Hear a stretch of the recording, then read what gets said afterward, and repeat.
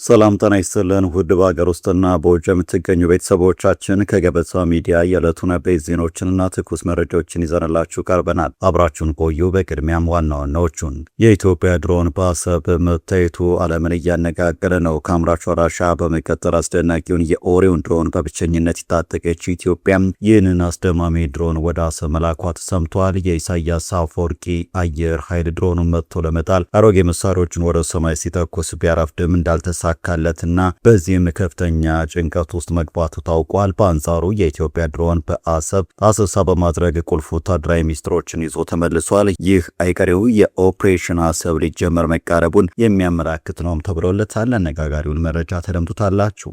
ምርጫ ቦርድ በመራጮች ምዝገባ ሂደት ላይ የሚፈጸሙ ህገወጥ ማስገደዶች ካልቆሙ ምርጫን እስከ ማሰረዝ የሚደርስ እርምጃ ወስዳለው ሲል አስጠነቀቀም።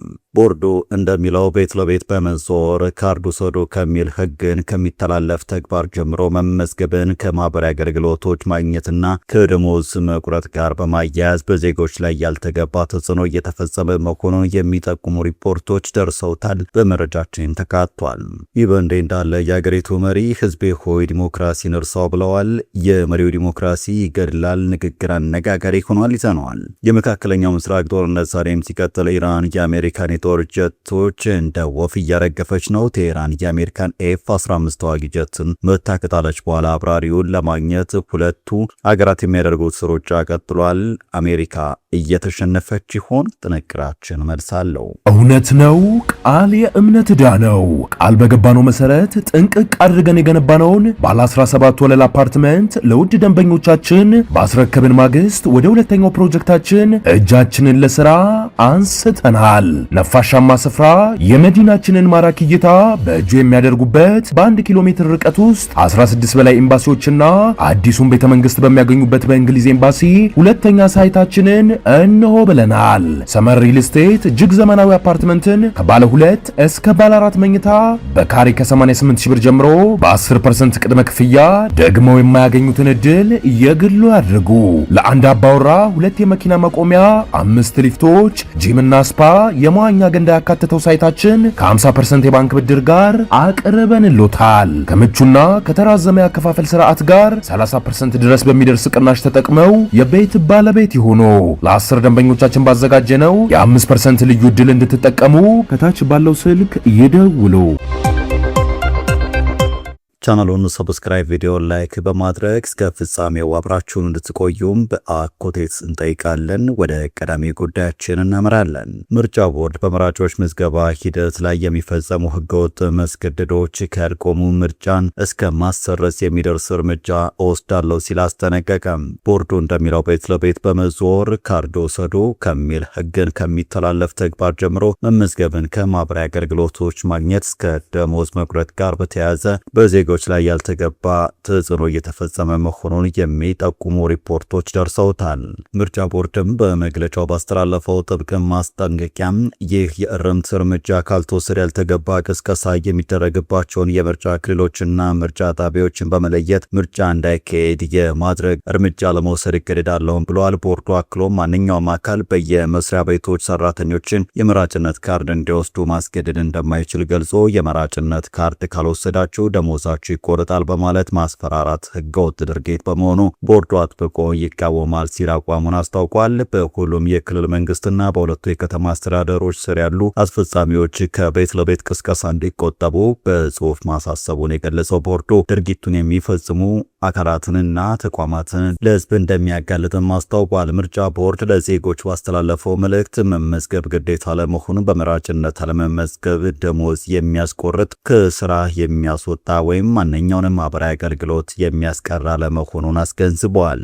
ዜጎች መምረጥ ህገ መንግስታዊ መብታቸው መሆኑን ተረድተው በፈቃዳቸውና በራሳቸው ውሳኔ ብቻ እንዲመዘገቡም ጥሪ አቅርቧል። በመጨረሻም ይህንን መሰረታዊ መብት በመጋፋት በዜጎች ላይ ተጽዕኖ የሚያደርጉ አካላትንና ተቋማትን በመጠቆም ዜጎች እንዲተባበሩ ቦርዱ ጥሪውን አስተላልፏል።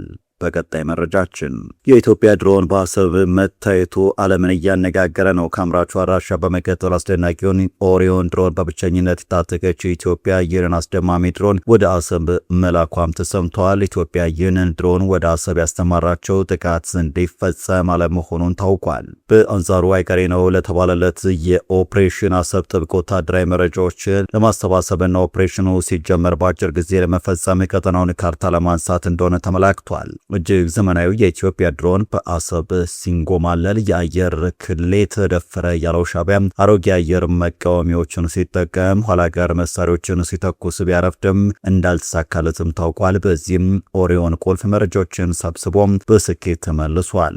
መረጃውን አፍሪካን ኢንተለጀንስን ጨምሮ በርካታ የምስራቅ አፍሪካን ፖለቲካም በአንክሮ የሚከታተሉ ሁሉም በአግራሞት አጋርተውታል። በኢትዮጵያ ድሮን ቴክኖሎጂና አየር ኃይል አቅም ከፍተኛ ስጋት ያደረበት ሻዕቢያም የሚይዘው የሚጨብጠው ጠፍቶታል። የሞት ሞቱን ለመታገልና ኢትዮጵያ ታሪካዊ ርስቷ ከሆነው አሰብ ተቆርጣ እንድትቀርም አሁንም በድሮ መንገድ እግረኛ ወታደሮችን ማሰልጠኑን ተያይዞታል። ከሰሞኑም ኢሳያስ አፈወርቂ በግዳጅ ያሰለጠናቸውን ወታደሮችም አስመርቋል። ዜጎቹን ብሔራዊ አገልግሎት በሚል የዳቦ ስም የግዳጅ ወታደራዊ ስልጠና የሚሰጠው ሻዕቢያም በዚሁ ግዳጅ ያሳለፋቸውን ተማሪዎችን ማስመርቋል። የኢሳያስ አፈወርቂ አገዛዝ ባለፈው ዓመት ከኮሌጅ የተመረቁ ተማሪዎችን ለ6 ወራት የግዳጅ ወታደራዊ ስልጠና ሰጥቶም ከሰሞኑ ማስመረቁን የሻዕቢያን ልሳን ሀዳስ ጋዜጣ ዘግቧል። የተማሪዎቹ የግዳጅ ወታደራዊ ምርቃት የተካሄደው የባህራችን ባለቤቶች እኛ ራሳችንን በሚል መፈክር ታጅቦ ነው ተብሏል። ይህም መልእክቱ ለኢትዮጵያ ነው። ሻዕቢያ ተማሪዎቹን ባስመረቀበት መድረክ ስለ ባህር በር ባለቤትነት በማሰማት ኢትዮጵያ ያነሳቸውን አሰብን የማስመለስ ጥያቄ የፈጠረበትን ፍርሃት በአደባባይ ገልጾታል። በአንጻሩ ኢትዮጵያ 130 ሚሊዮን ሕዝብ ይዛም ተዘግታ ላለመኖር የቆረጠች ሲሆን ከአየር ኃይል እስከ ልዩ ዘመቻዎች እዝ ከሰማይ እስከ መሬት በሁሉም ነገር ዝግጅቷን አጠናቃለች። የአሁኑ የኦሪዮን ድሮን የአሰብ ጉብኝት ደግሞ የኦፕሬሽኑ ቀን መድረሱን የሚያረጋግጥ ነው ተብሎለታል። ወደ ሌላኛው መረጃችን እናመራለን። የቡርኪና ፋሶ መሪ ህዝባቸው የዲሞክራሲን ጉዳይ መርሳት እንዳለበት ተናገረ። የቡርኪና ፋሶ ፕሬዝዳንት ካፒቴን ኢብራሂም ትራኦሬ ዲሞክራሲ ይገድላል፣ የአገሪቱ ህዝብ መርሳት አለበት ሲሉ በቴሌቪዥን በተላለፈ ቃለ መጠይቅ ተናግረዋል። ከ3 ዓመት በፊት በመፈንቅለ መንግስት ስልጣን የያዙት ወታደራዊ መሪው ብዙዎቹ የአፍሪካን ሀገራት የዲሞክራሲ ስርዓትን አይፈልጉም ብለዋል። ወታደራዊ መሪው ቡርኪና ፋሶ የራሱ አማራጭ አካሄድ አላት ሲሉም ተደምጠዋል። አማራጭ ስላሉት ስርዓት ግን ዝርዝር መረጃን አልሰጡም። ትራኦሬ ስልጣን በያዙበት ወቅትም ምዕራብ አፍሪካዊቱ ሀገር በሐምሌ 2016 ወደ ዲሞክራሲ ለማሸጋገር ቃል ገብተውም ነበር። ያስቀመጡትን ቀነ ገደብ ሊጠናቀቅ 2 ወራት ሲቀሩት ግን የሚመሩት ወታደራዊ መንግስት እቅዱ ለተጨማሪ 5 ዓመት አራዝሞታል። ባለፈው ጥር የቡርኪና ፋሶ መንግስት ሀገሪቱን መልሶ ለመገንባት በሚል ሁሉንም የፖለቲካ ፓርቲዎች አግዷል። ትራኦሬ በተላለፈው ቃለ መጠይቃቸው ህዝቡ የዲሞክራሲ ጉዳይን መርሳት አለበት፣ ዲሞክራሲ ለኛ አይሆንም ብለዋል። ራሳቸውን የምዕራቡ ዓለም ኢምፔሪያሊዝም እንደሚጋፈጥ አብዮታዊ መሪ አድርገው የሚያቀርቡት የ38 ዓመቱ ፕሬዝዳንት ሊቢያን ተመልከቱ፣ ለኛ ቅርብ የሆነች ምሳሌ ነች ሲሉም ተደምጠዋል። ትራኦሬ በምሳሌነት የጠቀሷት ሊቢያም ለ4 አስርት ዓመታት በኮሎኔል ሙአመር ጋዳፊ አገዛዝ ስር ነበረችም። በዚሁ ጊዜ የሊቢያ መንግስት ድጎማ የተደረገበት ቤት፣ ነጻ ትምህርትና ነጻ የሕክምና አገልግሎት ለህዝቡ ይቀርብ ነበር ብለዋል። በቀጣይ መረጃችን የመካከለኛው ምስራቅ ጦርነት ዛሬም ሲቀጥል ኢራን የአሜሪካን የጦር ጀቶች እንደ ወፍ እያረገፈች ነው። ቴህራን የአሜሪካን ኤፍ-15 ተዋጊ ጀት ምታይ ከጣለች በኋላ ረዳት አብራሪውን ለማግኘት ሁለቱ ሀገራት የሚያደርጉት ሩጫም ቀጥሏል። የኤፍ-15 ተዋጊ ጀት አብራሪም በአሜሪካ መገኘቱ የተገለጠ ቢሆንም የመሳሪያ ስርዓቱን የሚቆጣጠረው ባልደረባው ግን አሁንም እንደጠፋ ነው። ይህ በእንዲህ እንዳለ ኢራን በባህረ ሰላጤው ላይ ሌላ የአሜሪካ ተዋጊ አውሮፕላን መታመጣሏን አስታውቃለች። የአሜሪካ መገናኛ ብዙሃን ኤ10 ዋርትሆግ የተባለ አውሮፕላን መጀመሪያ ተመቶም የወደቀው ተዋጊ ጀት ፍለጋ ላይ ያለ ተመቶ መውደቁ ዘግቧል። የዋርቶግ አብራሪ በባህረ ሰላጤው አካባቢ ከአውሮፕላኑ ዘሎ ከወጣ በኋላ መገኘቱን የቢቢሲ አጋር የሆነው ሲቢኤስ ዘግቧል። ኢራን የአሜሪካ የጦር አውሮፕላኖች ላይ ጥቃት የሰነዘረችው የአሜሪካ መከላከያ ሚኒስቴር ፒት ሄግስተን ሀገራቸው በኢራን ሰማይ ላይ የበላይነት እንዳላትና የቴህራንን የአየር መቆሚያ ማንኮታኮታቸውን ከተናገሩ ከ4 ቀናት በኋላ ነው። ሄግሴት የአሜሪካ አየር ኃይል አሁን ዝቅ ብሎ የሚበረው ቢ52 ቦምብ ጣይ በኢራን ሰማይ ላይ ማብረር ይቻላል ሲሉ ተናግረው ነበር። አሜሪካ በኢራን ላይ የከፈተችውን ጦርነት ተከትሎ እስካሁን ድረስ 13 ወታደሮች ሲገደሉ 365 ደግሞ ቆስለዋል። የአሜሪካ ፕሬዝዳንት በኢራን ተመቶ የወደቀው አውሮፕላን በሁለቱ ሀገራት መካከል የሚካሄደውን ድርድር አይጎዳም ሲሉ ተደምጧል። ነገር ግን ይህ እየተፈለገ ያለው አሜሪካዊው በኢራን እጅ ከወደቀ በፍጥነት ይቀየራል። ክፉኛ ተንኮታክቷል የተባለው የኢራን አየር መቃወሚያም አሁንም ለአሜሪካ የፖለቲካና የጦሩ ራስ ምታት መሆኑን አሳይቷል። በአንጻሩ የኢራን አቶሚክ ኢነርጂ ድርጅት የቡሻር ኒውክሌር ኃይል ማመንጫ አካባቢ ጦርነት ከተጀመረ ዛሬ ለ4ኛ ጊዜ ጥቃት እንደደረሰበት አስታውቋል። ድርጅቱ ከፋብሪካ የጥበቃ ሰራተኞች አንዱ በጥቃቱ መገደሉን የገለጸ ሲሆን አሜሪካንና እስራኤልን ተጠያቂ አድርጓል። አሜሪካና እስራኤል ጥቃቱ ስለመፈጸሙ አላረጋገጡም።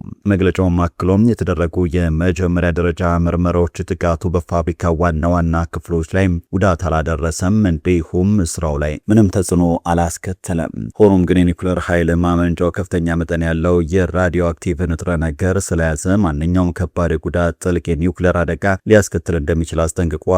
ቡሻር የኢራን ብቸኛም በስራ ላይ ያለ የኒውክሌር ኃይል ማመንጫ ሲሆን የተጠናቀቀው በሩሲያ ድጋፍ ነው። ጦርነቱ መጀመርን ተከትሎ ሞስኮ ብዙዎችን ሰራተኞቿን ከፋብሪካው አስወጥታለች። የሩሲያ የኒውክሌር ኮርፖሬሽን ኃላፊ ሮዛቶም አሌክሲም ከ2 ቀናት በፊት ወደ 200 የሚጠጉ ሰዎችን ያካተተም የመጨረሻው ቡድን ኢራንን ለቆ ለመውጣት በሚቀጥለው ሳምንት ቀጠሮ ተይዞለታል። የኢራን የኒውክሌር ፕሮግራም ለረጅም ጊዜ የክርክር ነጥብ ሆኖ ቆይቷል። የሰፊ ዓለም አቀፍ ማዕቀቦችን አስከትሏል። ውድ ተመልካቾቻችን ለዛሬ ያዝንላችሁ አበይት ዜናዎች እነዚህ ነበሩ። ገበታ ሚዲያን ሰብስክራይብ በማድረግ ቤተሰብ ይሁኑ እያለን እንሰናበታለን። ጤና ይስጥልን።